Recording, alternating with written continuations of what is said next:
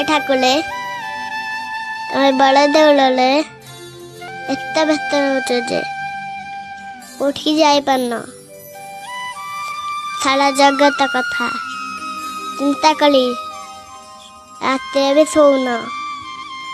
ଟିକେ ଅଇନାଳେ ମୁହଁ ଦେଖନି, କଳ କାଠ ପଡ଼ିଗଲାଣି। ଟିକେ ବି ଯତ୍ନ ନଉନ। ଏଠାକୁଲେ ଗୋଟେ କାମ କରୁନ, ଲୁଚିକି ଦିନେ ଆମ ଘରକୁ ପଳେଇ ଆସ, ଟିକେ ରେଷ୍ଟ ନେବ।